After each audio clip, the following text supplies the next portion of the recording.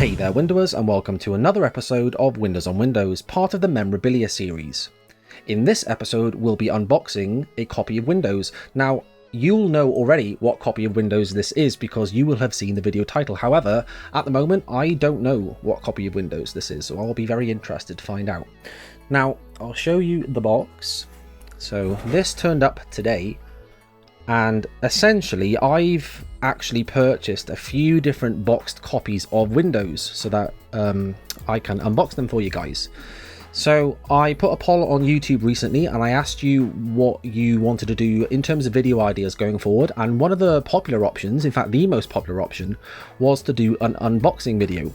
So yeah, I hope you enjoy this new style of video. I've not done a video like this before, I've not done any unboxing videos, and at the moment I don't really have a perfect setup for this in terms of lighting and the amount of room, so I've actually not got a lot of space on my desk, and the lighting in this room is not very good just because of the layout of the room and where the window is and so on. However, I hope that this is still interesting and entertaining for you, and I hope that it's clear enough for you to get some enjoyment out of it. So yeah, I'm going to now hopefully try and find out what version of Windows I actually have here. So let's have a look.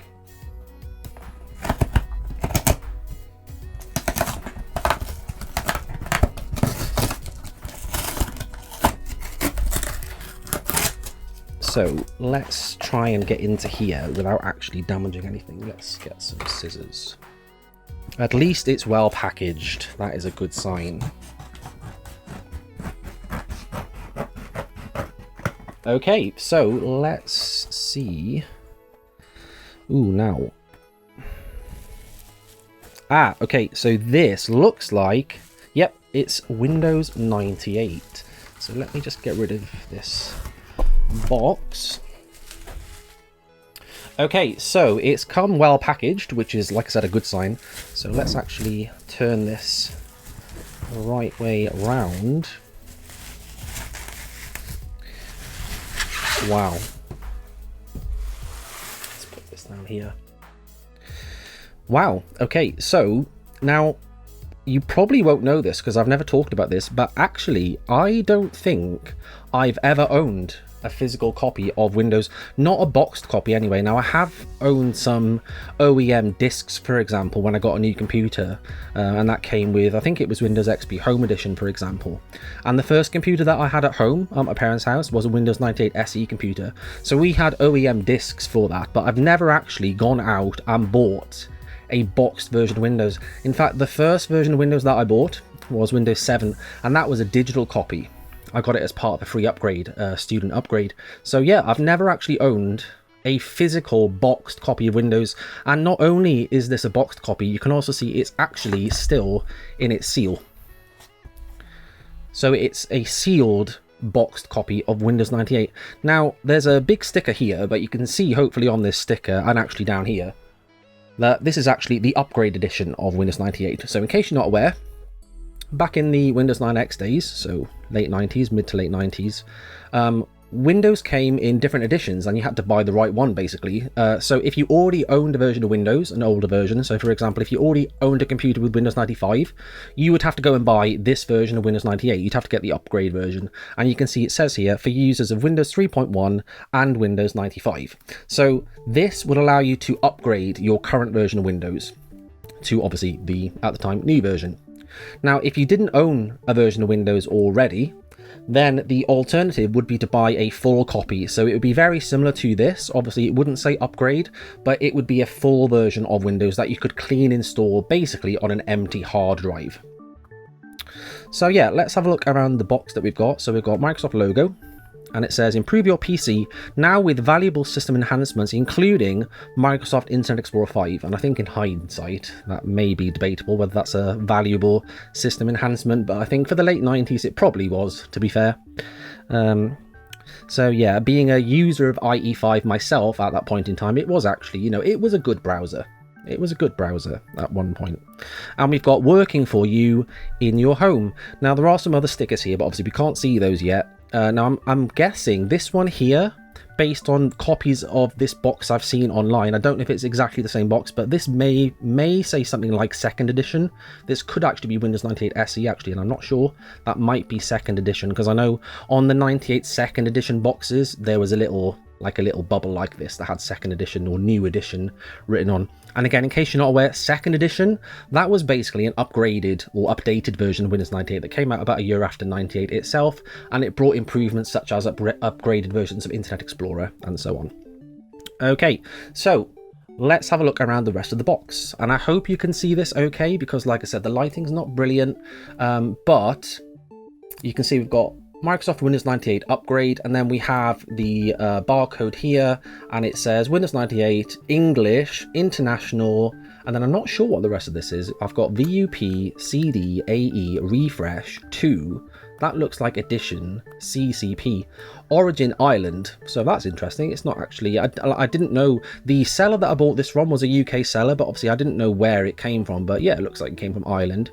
So that is that. Let's have a look at the sides. So you can see we've got CD-ROM.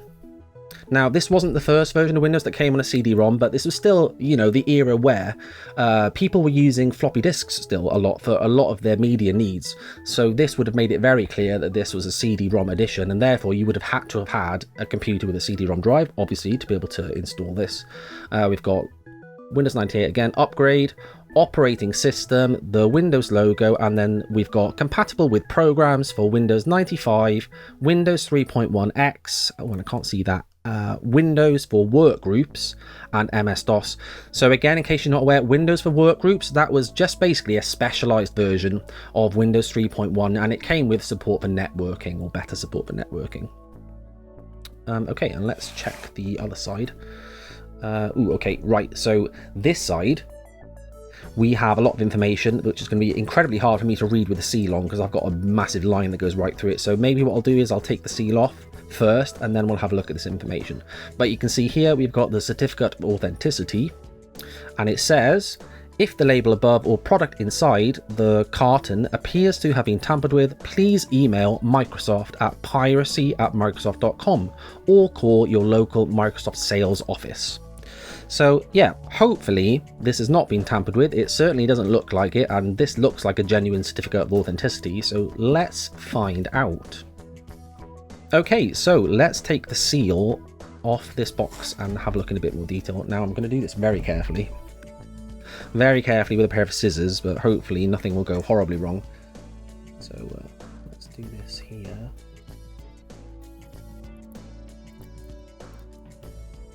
Okay, that should be, if you don't fall over, that should be.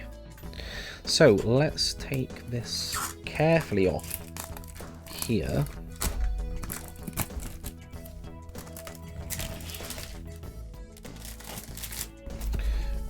Okay.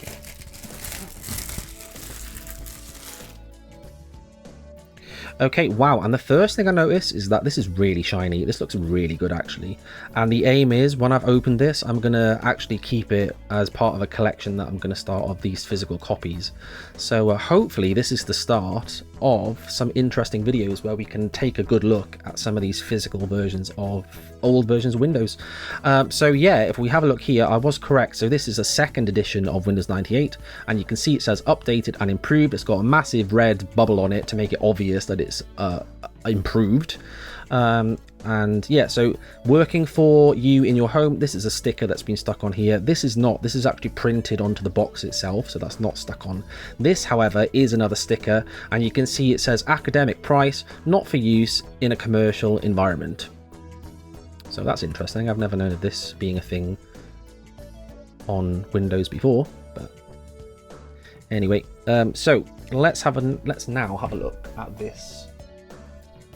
Okay, so I'm going to do my best to read this, and hopefully in a way that you can see it at the same time. So it says, attention, the enclosed program will search your hard disk to confirm your eligibility for this upgrade.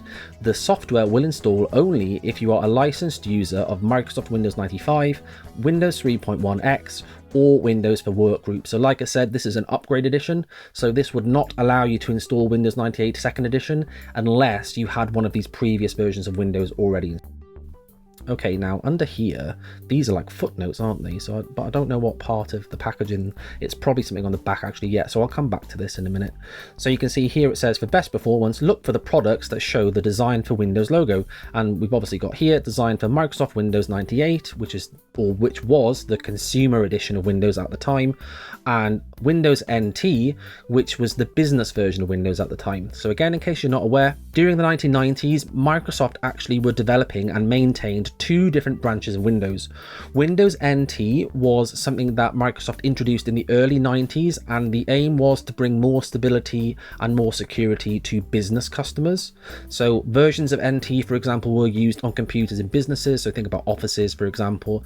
They were also used in operating systems for servers, for example. And then Microsoft still maintained and obviously updated the traditional version of Windows, or versions of Windows, and Windows 98 was obviously one of those that we've got here. Windows 95 and Windows 3.1 were both traditional Windows as well, so not Windows NT. And like I said, these were designed or targeted at consumers, so normal home users.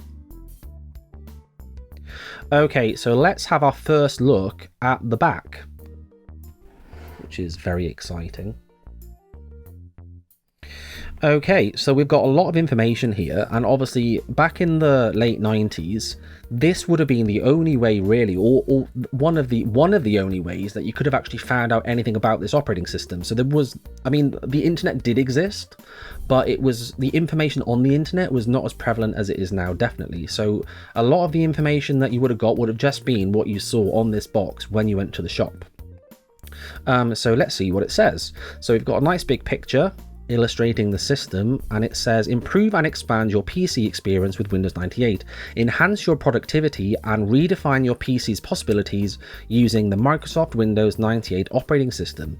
It provides full internet integration, optimal performance and support for the latest entertainment and accessory options. You'll be amazed at all you can do.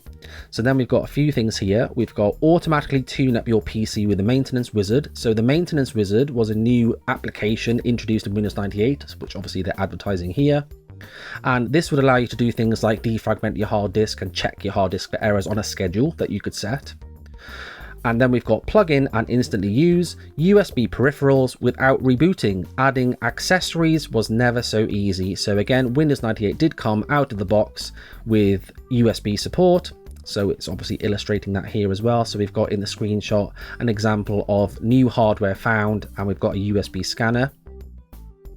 Now, interestingly, in the screenshot, there's some customization here. So the taskbar, I don't know if you can see this, but the taskbar in this screenshot, it has the address bar added actually, which that was definitely that was not on by default in 98 anyway, but it's been added here.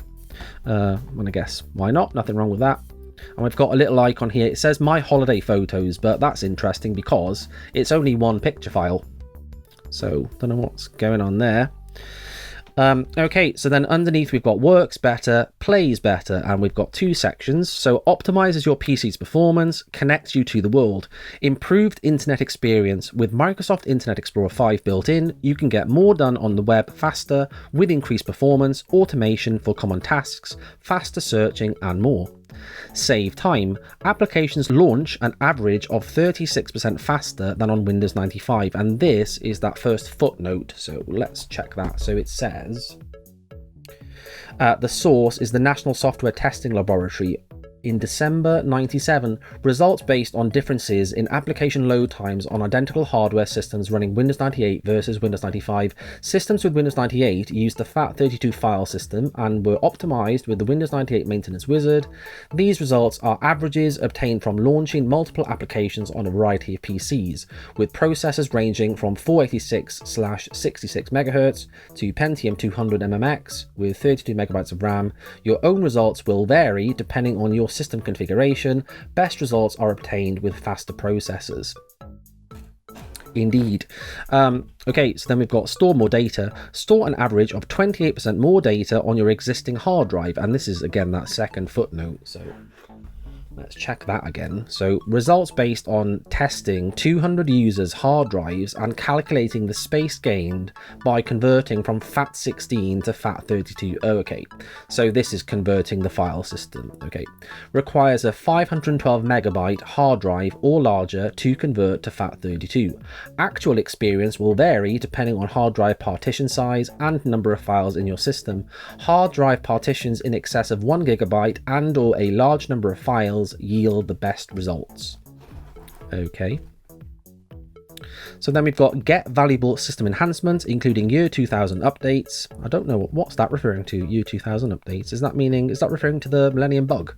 As in, this can be updated and it will be okay. I'm not really sure specifically what that means.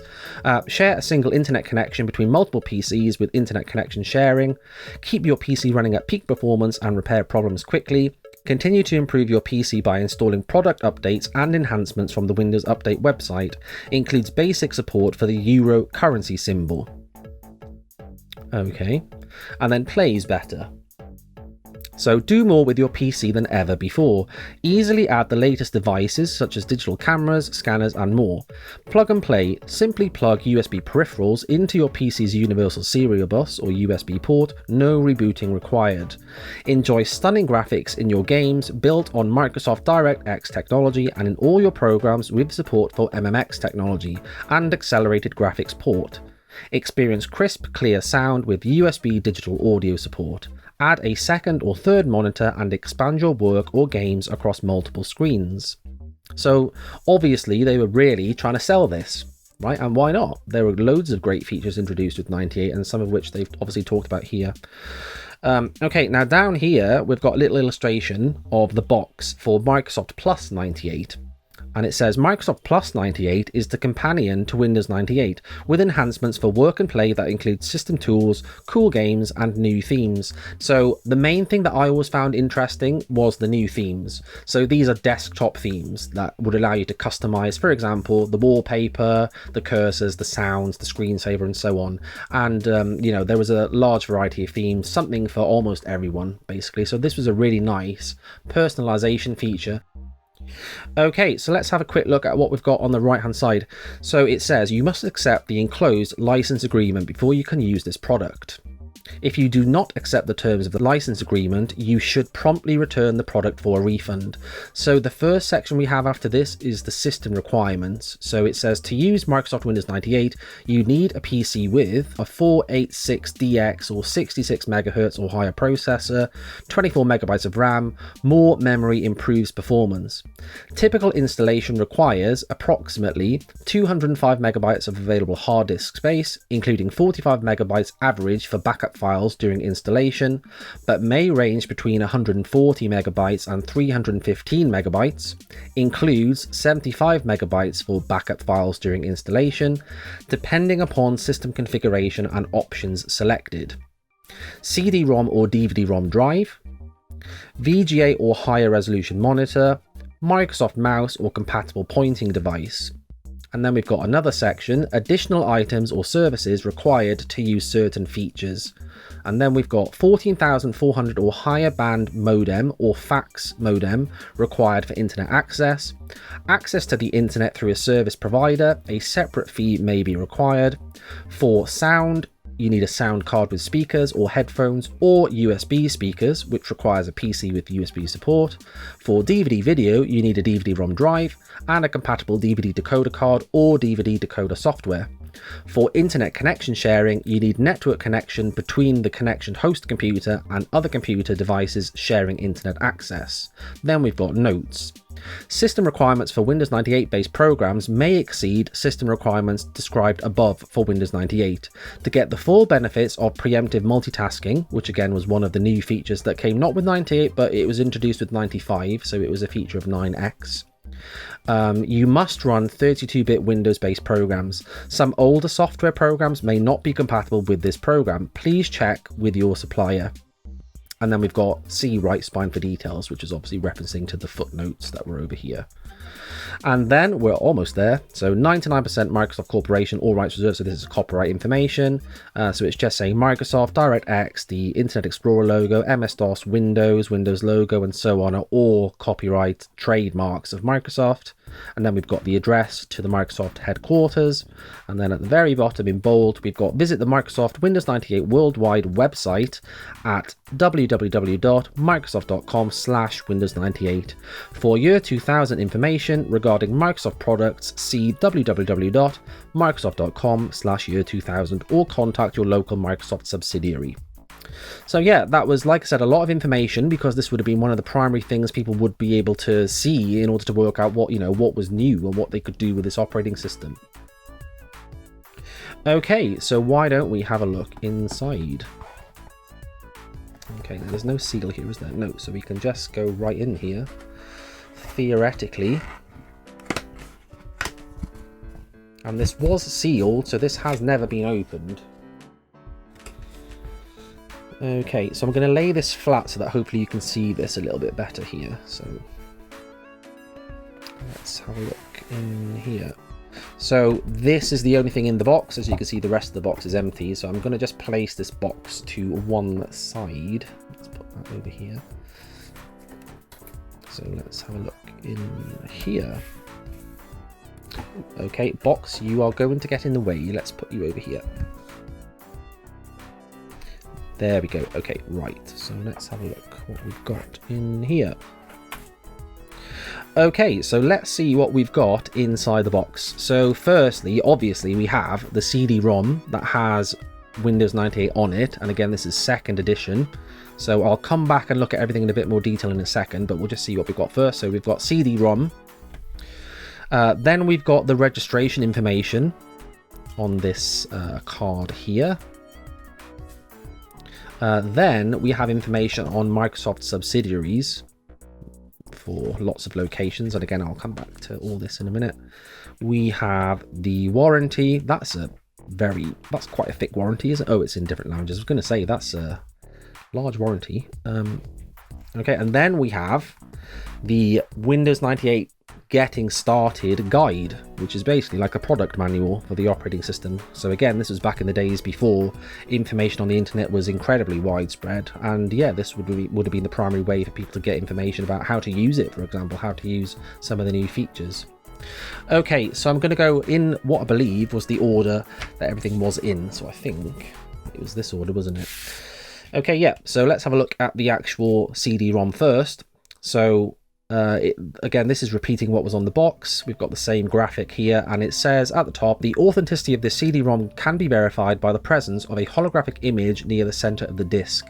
The image contains the Microsoft logo, which changes to the word genuine when tilted under proper lighting. So yeah, this is a very famous thing that Microsoft do with their CD-ROMs for Windows and other products, where you have a holographic image on it, and if you tilt it in the light, then the image changes.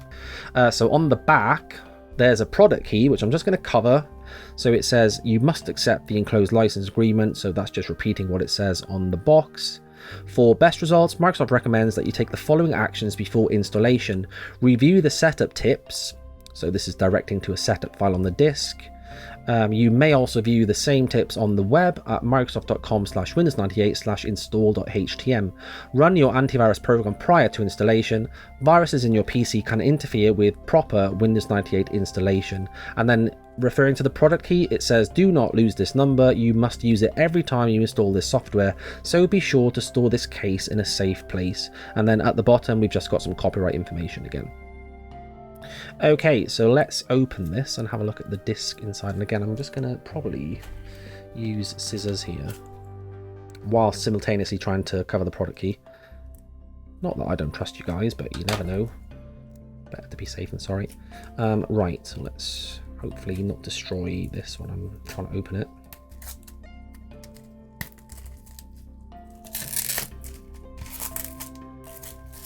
I think that was a success. Okay, and again, this is very nice and shiny, just like the box. So actually, let's just show you these together. So yeah, look at that. That's nice. Love that. Love the old Windows logo in this, in this era of Windows. This is probably my favorite logo. What do you guys think? Okay, let's have a look at the disk in here. Okay, and I'm just going to check that nothing else is in there, but I don't think it would be. No, it's just that's a very thick case, actually, for like a paper case. That's quite nice. Okay, so this is the CD-ROM. So we've got Microsoft 2nd edition. So again, this is referring to the fact that this is the updated version of Windows 98. We've got copyright information here. Do not make illegal copies of this disk, which again is a very famous thing that Microsoft places on lots of their disks. This program will search your system to confirm your eligibility for this special upgrade edition. So again, it's just saying that you will not be able to use this to clean install a new copy of Windows. It's only for upgrades. Okay, referring to that holographic image that changes on the center of the disk, I can see it. It's just here if I move this around, and it changes from Microsoft to genuine. Okay, so then the next thing in the box is the registration card. So we've got help us to help you, register now, help Microsoft, and then there's a little screenshot of Internet Explorer here. So let's see what we've got in here. So we've got a big send button. Thank you for choosing Microsoft products. If you haven't already used the online electronic registration wizard within the product setup, please take a few moments to register your software by completing and returning the form below. So yes, you don't have to return this form to register. There is a way to do it, providing you have internet access from within Windows 98 itself. But obviously, if you wanted to do it the old-fashioned way, this is the way you could have done it. So how to register your new product. All countries, simply fill in the card, choose your local Microsoft office from the leaflet provided with your product, then return it to your local Microsoft office. So yeah, that will be referring to this. So this is where you'd look to find basically what address to put on this postcard, so where to send your registration information. Okay, let's again try and open this without destroying it. Oh, that was okay, actually. Right, so this is the registration card, as you can see here. So I mean, this is bog standard registration information, so things like first name, surname, address, town, postcode, and so on. How many computers are on your site, how many employees are there if you're a business, where do you use your PC, and so on. Okay, let's have a look at what else was on this bit here. So okay, so this is just giving you some of the features of registering. So we've got technical support when you need it. Most of our products include a period of telephone support to help you with any problems you encounter when installing and setting up your Microsoft software. What's more, it's completely free of charge. And there's a footnote. That is not a good sign.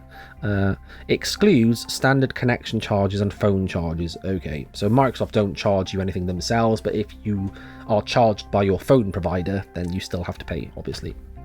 But remember, your telephone support is for a limited time only, and it begins from the day you make your first call. That's why we've provided some alternative ways that you can access relevant information absolutely free. Footnote again. You'll find these other support services listed over Leaf. Oh, okay. Along with details of availability and access to Microsoft technical support. The answers are on the web, Microsoft.com. If you don't have access to email or the internet, you can use MSN, the Microsoft Network. It provides a fast and easy way to gain access to the internet and a world of unique information at cheap, local call tariffs. Telephone your local subsidiary for more information and details of the latest offers for new subscribers. And then peace of mind, when you return this registration card, you are registering a legal copy of your product with Microsoft. Remember, you should always have a legal copy and license agreement for any software you use. Don't use illegal or unlicensed software. As well as breaking the law, you may find that it is defective and could damage your PC. If you are working on a network, make sure that you check that all the copies you use are licensed. Riveting stuff, Microsoft. Okay, what to do if you have any questions? Right, and there's again a lot of information about this. So the software help facility, an inbuilt function in each Microsoft product that holds hints, tips, wizards and solutions to the majority of your questions. To access, simply click on help from the toolbar in your product. Many products now give you access to relevant product and support sites via web links within their help menus. So yeah, Windows 98 was the first version of Windows that had online help. So there was HTML help. available, which would have been, I'd imagine, very useful. The user manual, a comprehensive guide containing examples and routines for you to work through. These will assist you in getting to know your product. And again, this is what we have here, which we'll have a look at in a minute. Technical support online, and I won't read through all this, but you've got technical support online, Microsoft Faxback and bulletin board services, technical support by phone only, and then over here we've got before you call, please ensure you have the following ready for the support technician: your PC switched on and ready to use, your unique product identification number. Now where do we get this from? What does it say? You can find the product identification number in two possible places: the 15 to 20 character number displayed on your screen while you are installing your software. If you have already installed your software, you can find the number by clicking help and then choosing about. Okay. And then pre-sales and non-technical support. Okay, perfect. And yeah, we've got printed in Ireland here, so definitely an Irish copy. Why not? So let's pop you there. Okay, let's have a quick look at the subsidiary information. Please use these addresses for the purpose of returning your registration cards to the subsidiary serving your country. So I mean, there's lots here. We've got, countries in Africa, Asia, Australia, New Zealand, Europe. So here's the UK. Latin America, Mediterranean, Middle East, North America, all other countries. And yeah, literally it just says here, I don't know if you can see this, all other countries. If it's not listed on here, it goes straight to Microsoft headquarters in Redmond, Washington. Why not? Okay, and then here we just have a list of phone numbers for each of the subsidiaries. And let's just see what it says here. So Business Software Alliance anti-piracy hotlines. Microsoft works closely with the Business Software Alliance and their regional partners in combating software piracy. If you have information or questions about piracy, call the BSA number listed below for your country. Oh, okay, so these are all for piracy. Okay. So then we have the warranty, or the limited warranty. And again, this is multilingual, which would explain why it's so thick. So nothing on the back, just the logo.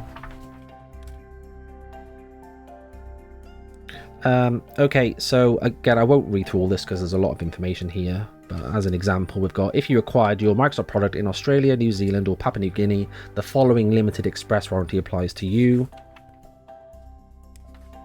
So where is the UK? Okay, if you acquired it in Canada, this applies. So basically, it's just the warranty, literally, for each locale or each province. So if you acquired your Microsoft product in England, Scotland, Wales, or the Republic of Ireland, the following applies to you. So this would be my warranty, which I'm not going to read. Sorry, Microsoft. I read it earlier. Okay, let's have a final look at the Getting Started guide. So again, we've got this sticker on here, academic price, not for use in a commercial environment. So I don't think I've seen this before. So I'm guessing this is like a student version. I'm not really sure, but not for use in a commercial environment. That sounds like, I mean, commercial environments like businesses, Microsoft would have been targeting NT at those, users anyway. So it would be unusual, I'd gather, for them to have used Windows 98 anyway. So let's have a look. So Getting Started guide. This is really nice and thick. I love this. Don't you just love like old paper manuals? This is really nice. And again, we've got that glossy look like we've got on everything else, so that matches really nice. God, this would be really nice to frame, wouldn't it? Or was that a bit sad? Don't know. Okay, anything on the back? No, we've just got, again, Microsoft logo, little barcode. Okay, so let's have a look at the Getting Started guide. Okay, so we've got the end user license agreement. We've got some more warranty information here. And this is the same thing, but for outside the US and Canada. Another license agreement. Okay, Getting Started Microsoft Windows 98 2nd Edition. Okay, so we've got a contents page. We've even got some appendices using a mouse. There's one of them. So that's interesting. How times have changed. I can't imagine anyone not knowing how to use a mouse now. Okay, so let's just have a look at see what things are maybe the most interesting here. So this is just how to use the Getting Started guide. Okay, and this looks like it might be interesting. If Windows looks or acts differently, because Windows 98 is customizable, what appears on your screen may vary slightly from illustrations in this book. You may also notice slight differences in how Windows 98 responds. For example, whether you single click or double click to perform tasks. So yeah, that was always a really great thing about Windows in this era as well. It was really customizable. So coming back to the plus 98 themes, and you could really customize it, which is something that we've lost a bit of over time, which is a bit sad, I think. Okay, Chapter 1, Welcome to the Microsoft Windows 98 operating system. Working in Windows is more fun and productive than ever. The World Wide Web is easily accessible from anywhere in Windows. Enhancements to the desktop, taskbar and start menu help you open shortcuts and programs quickly. New features help you work faster and more efficiently, while the new design of Windows 98 makes it the most customizable, usable version of Windows yet. Well, wow, if that's not selling it, I don't know what is. The World Wide Web is easily accessible from anywhere in Windows. Now, this was a big feature that Microsoft were really pushing with Windows 98, and that was bringing internet features into the Windows shell for the first time out of the box. Now, if you want more information on this, check out my development of Windows 98 series, where you can look at some of these features and how they developed and learn a little bit more about that. But for example, a big feature was that in the File Explorer, or what used to be called Windows Explorer in this period of time, if you typed a web address into the address bar in Explorer, so where you'd normally maybe type C to go to your C drive, if you typed, for example, bbc.com or whatever, it would literally, the shell would switch to Internet Explorer and it would become an Internet Explorer window.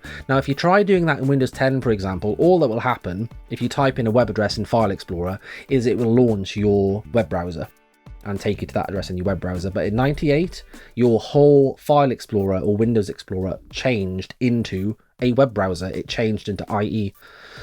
So yeah, personally, I thought that was a great feature. And I remember using that, as a child when I used 98.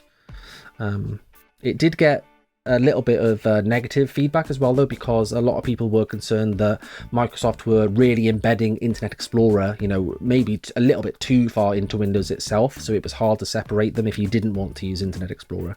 But that depended on your point of view, I guess. Let's see what else is interesting.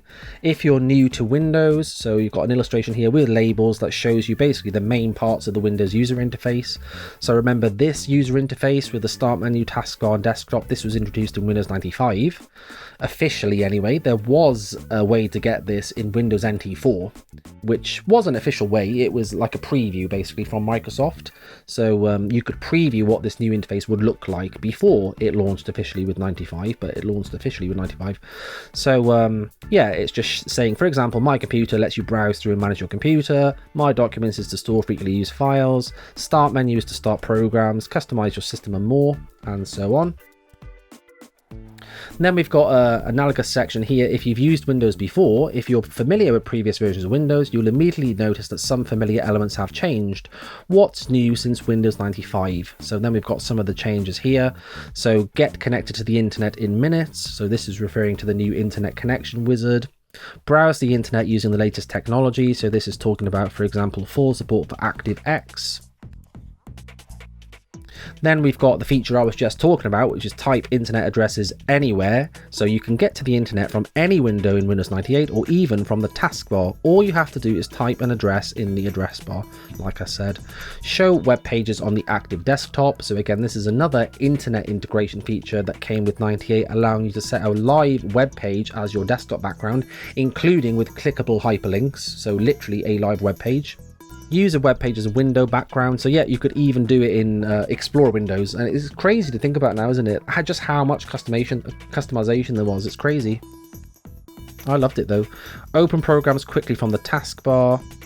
So this is referring to quick launch, which was new, again out of the box with Windows 98. Use internet search engines at any window. So this is talking about what's called the Explorer bar, which again was a new feature in 98, and it was just a sidebar that you could get up in Internet Explorer or Explorer windows, where you could search and do various other things. We've got more entertaining, watch movies by using DVD technology. So yeah, Windows 98 was the first version of Windows that supported DVDs. And then we've got new tools, new ways to communicate, and what's changed since Windows 3.1. So yeah, actually, This upgrade version of 98, as you saw earlier, this was a viable way of upgrading from Windows 3.1 if you wanted to or if you needed to. So just imagine that for a minute. That would have been a massive upgrade. Can you imagine going from 3.1 to 98? So going from where you don't have a start button, you don't have a taskbar, you don't have a desktop, or there's a very loose concept of a desktop, to having suddenly all these new features. That would have been an amazing upgrade. So it says the Windows 98 desktop is easier to use and helps you work faster. Not only does Windows 98 have many new features and accessories, you'll also find that customizing your workspace and setting up new hardware are much easier. The desktop and the start button replace Program Manager as your starting point for most Windows tasks. You can use the start button at any time, no matter how many programs are open, to start programs, open documents, customize your system, get help and find items. And we've got a little thing here that says you can run Program Manager by typing progman in the run dialog box. So this would have been an option, I guess, if you wanted to carry on using Program Manager. So in case you don't know, this was the Windows 3.1 interface. So the start menu and taskbar, like it said here, that actually replaced the Program Manager. So if you wanted that as an option, you could still use it. And obviously it lets you know how to do that here. So then we've got some more things here, and it looks like, again, these are just showing you replacements for these Windows 3.1 programs and so on. So we've got File Manager. The tasks that you performed in File Manager, such as copying or renaming files, are now done on the desktop or in Windows Explorer, which displays all of your drives in one window. You can run File Manager, again, if you wanted to stick with File Manager, by typing WinFile in the run dialog box. And then similarly for Control Panel, you can change all of your computer settings, from adding programs and fonts to customizing your desktop in Control Panel, and it shows you how to get to the new location of the Control Panel. And we've got similar things for Print Manager and MS-DOS Prompt. And then again, and this is interesting, because in Windows 3.1 the window control icons were actually different as well. So again, this makes sense. You can work with open windows in Windows 98 by clicking one of the window control buttons located on the far right of the title bar, and it's got the button, what it means, and then what it does. So for example, minimize, which is the small horizontal line, used to reduce a window. A minimized window is still open but is represented by a window button on the taskbar. And we've got maximize, which is obviously the square box, enlarge a window to its largest possible size. So that's really interesting, actually. I wonder how many people actually did, had to go through that upgrade from 3.1 to 98. That's interesting. Okay, so then we've got a section on how to install 98, and this goes through things like the system hardware requirements, which I talked about earlier in the video. How to run the setup, if you're upgrading from 95. So to upgrade from 95, it's just simply a case of typing setup in the run dialog box, or D setup, depending on what your drive letter is. And then for 3.1 it's similar but slightly different. So you open Program Manager, then click on File and type Run, and then you do the same thing in the run dialog box from 3.1. Then we've got a section here for a new install. So hang on, what is this saying? If you perform a new installation, Setup installs Windows 98 in a new folder and doesn't transfer any existing system settings. So hang on, is this is not for this version though, is it? Oh yeah, so it says here, if you're, oh, hang on, no, that is correct. If you're using the upgrade version of Windows 98, Setup may ask you to insert your original Windows 95 or Windows 3.1 disks. So actually, I didn't know this, if this is true. It sounds like you can actually do a new installation with this upgrade edition. It's just that you need to have your previous disk, or, your previous disks for your previous version of Windows. That's interesting. And then we've got using your desktop. So this is going to be, going through some more of what's changed compared to 3.1. Obviously, the desktop and so on, that was available in Windows 95. But just in case you weren't aware, they've got a section here. So what is the desktop? For example, after you start Windows 98, the first thing you see is the desktop. Think of the desktop as your personalized workspace. Several icons or small pictures are located on the left side of your desktop. Each icon represents an object, such as a folder or a program. Depending on how your computer is set up, your icons may be different from those in the illustration. And again, we've got a little picture here, so it's showing you the main parts. You've got icons, start button, and taskbar. Okay, so then we've got exploring your computer, and this is basically showing you what different parts of the user interface do. So start button, located on taskbar, best for starting programs, opening favorites, getting help and shutting down, and so on. We've got a little section explaining the taskbar and start button. Section here on explaining the start menu, and again it's labeled the main sections here. We've got another page for my computer explaining what all the icons do. So this is very thorough, right? Very thorough. So remember, if you didn't have the internet, this would have been your only source of information on how to use this new operating system. So yeah, very thorough. Network neighborhood, starting and quitting programs, managing files and folders. So, you know, it's really detailed. Deleting files and folders, shutting down. Then we've got a section on customizing your desktop. Choosing a desktop style. So this is talking about the options for changing how you view folders in Explorer. So you can have web style, where, for example, everything can be clicked on with a single click to launch. And then you have classic style, which is where you have to double click to launch. And then you've got custom style, where you can pick and choose your settings. And they've got a picture here of the dialog box that lets you do that. Customizing the desktop, customizing the start menu and taskbar. And then we've got using the internet. So internet basics, this will be interesting. Let's see what they've said here. So the internet is essentially a large number of connected computers. A computer on the internet can be located anywhere in the world, so you can communicate with someone over the internet no matter where the person lives. Nice illustration. The internet contains several different types of information, including email, news groups, and the World Wide Web. And then we've got a handy little table in case you didn't know what these were. So email, what can you do with this program? You can send messages and documents. News groups, what can you do with this program? You can read messages on various topics. Web, what can you do with this? You can read documents, listen to music, watch videos, make purchases, participate in surveys, advertise products, do research, share interests, and download files. And I mean, that would not even be the end of it, would it? I mean, it's amazing what you can do on the internet. So then it explains a little bit about what is meant by a website and so on. So actually, yeah, let's read this. This is interesting. So the World Wide Web is the graphical multimedia portion of the internet. To view files on the web, you need web browsing software. You use this software to view different locations on the web, which are known as web pages. A group of web pages is a website. The first page of a website is often called the home page.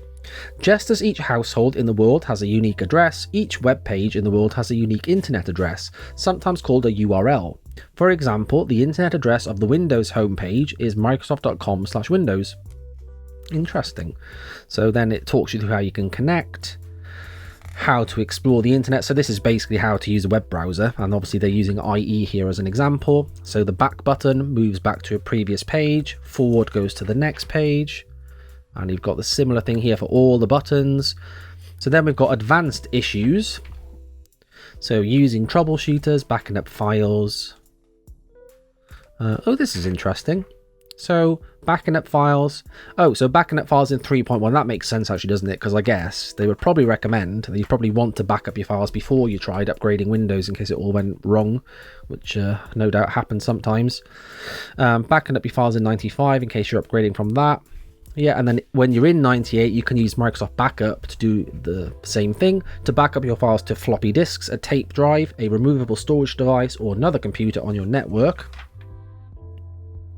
Using the startup disk, which we don't have actually with this copy, so this disk here will have been or will be bootable. So I mean, we don't have the floppy startup disk, we just have everything on here.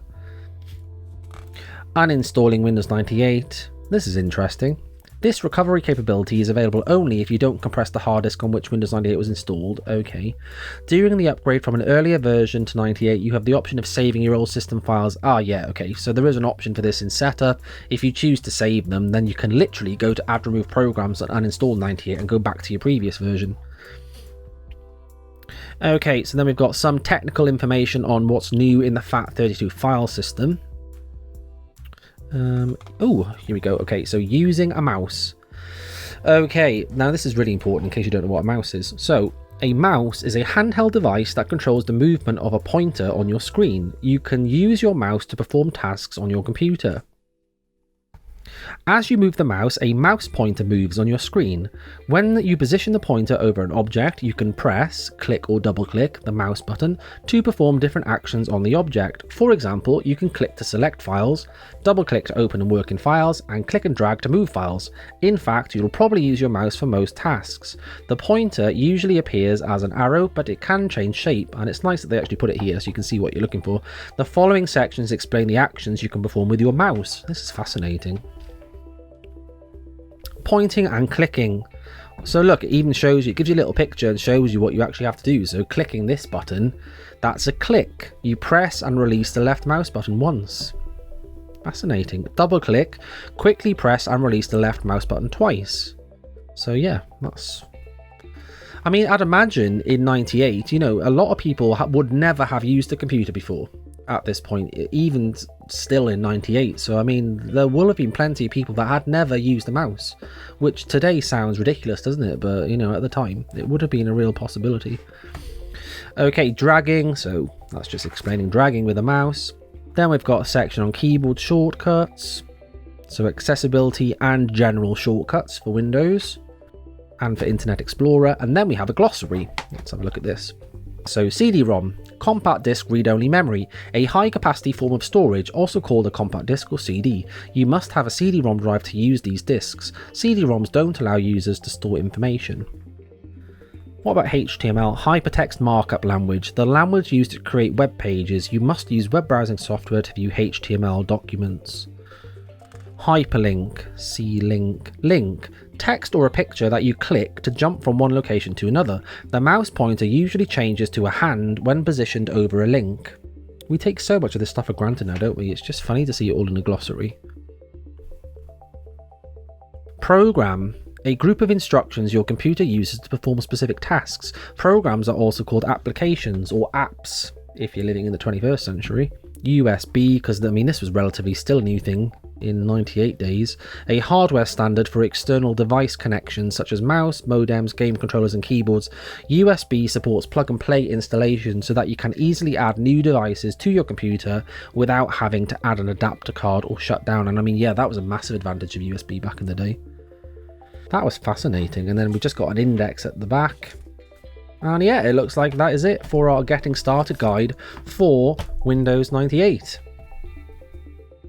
So I really hope you've enjoyed this video, and I hope you've, you know, even if you've not learned anything, I hope you found this entertaining. It's really interesting just to look back at some of the history, you know, of Windows and where it came from. And I'm really looking forward to doing, hopefully, some more of these unboxing videos with even older versions of Windows, potentially. And yeah, it'll just be really fascinating to see how much has changed and also how much is still the same. So yeah, again, I really hope you've enjoyed this, guys. Thank you for joining me for this one, and hopefully I will see you in the next one. I'll see you then.